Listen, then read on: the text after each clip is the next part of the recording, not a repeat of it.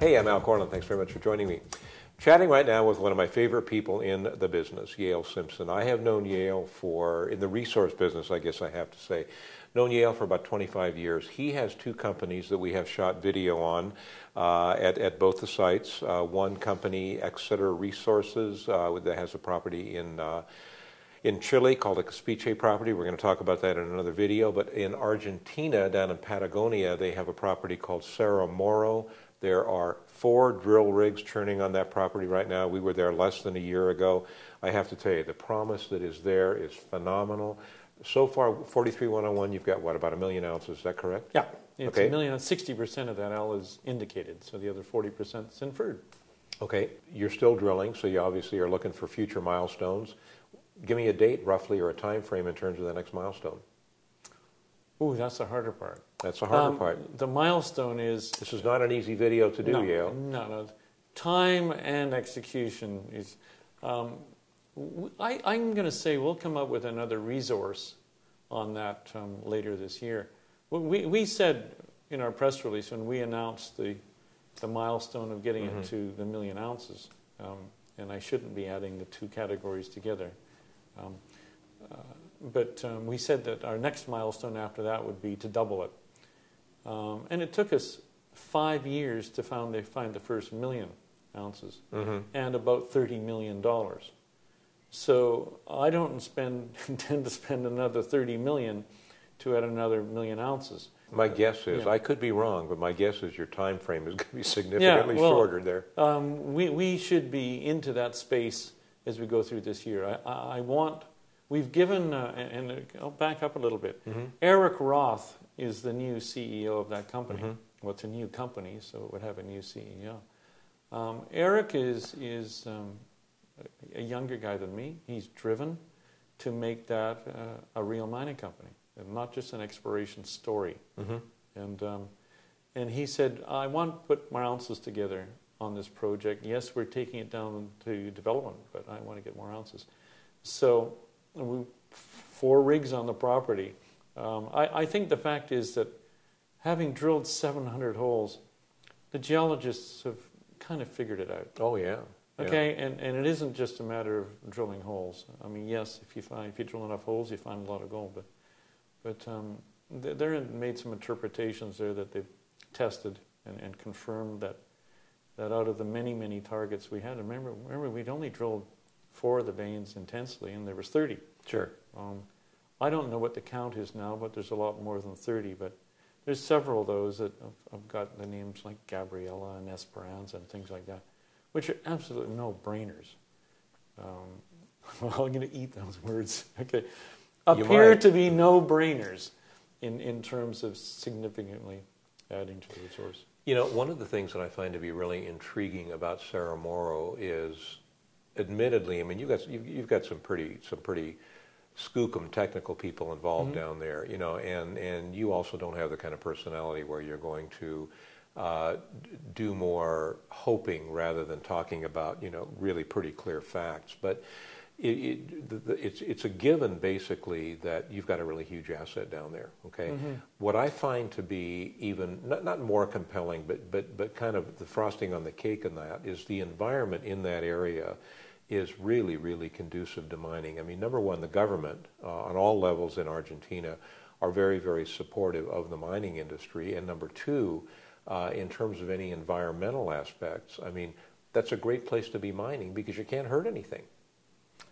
Well, yeah, that's right. You count the sheep, not per acre, but the sheep, you know, per 50 acres. You probably saw some sheep there. I think we saw 2 sheep when we were, that was in 4 hours of driving. Yeah. Well, it's you know, we went there for 2 reasons. One is that it's really one of the last frontiers in all of the Americas for finding high-grade gold. And when I mentioned the 1 million ounces, because I didn't talk about the grades, I think the average grade for that 1 million ounces, and again, I shouldn't be adding 2 categories together here. I draw caution on that, but the average grade for that is 14 grams per ton. Pretty significant. Yeah. And if you take the highest grade part of it, the Escondida vein, it's 32 grams of gold per ton. You know, that's 9/10 of an ounce. That's what makes it unique. But it hasn't been, it's been a challenging project. Sure. For every ounce we found it historically, we had to fight for it. Mm-hmm. Now we see it getting a whole lot easier. Touch wood. A whole lot easier.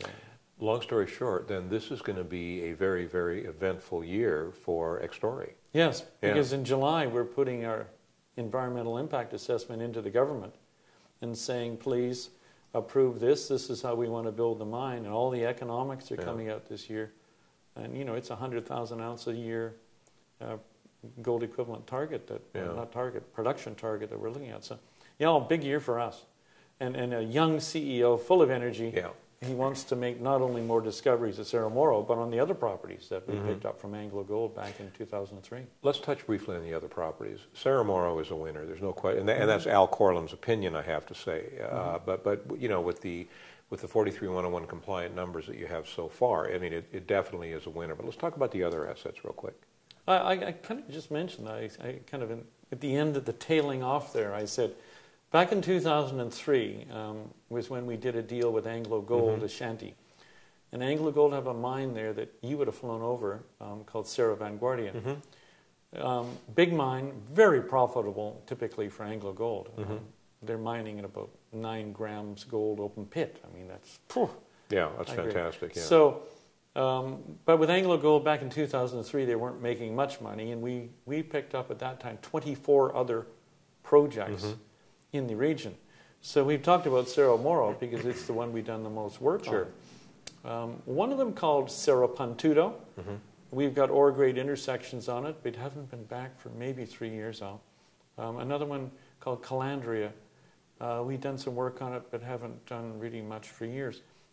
And the curious thing about it was, because Anglo Gold was there first, other people came in, typically Canadian juniors, and staked around them. Sure. So they effectively staked around us because we picked up their properties. There have been discoveries by these other Canadian juniors on our boundaries. And it was almost comical on one of these projects called Cerro Pantudo, where when our geologist went out there to see what was going on, because he'd heard another company made a discovery, lo and behold, there are the drills. There's all the action, and we hadn't been there for years. So, yes, we'd had ore grade intersections, but nowhere near that new discovery. And so, Eric Roth wants to bring out that, and he says, I want to show that this isn't just Cerro Moro. There's other projects. There's Don Sixto. That he wants to really grow this project. But he wants to be known for this really high grade. It's not low grade, not 1 gram.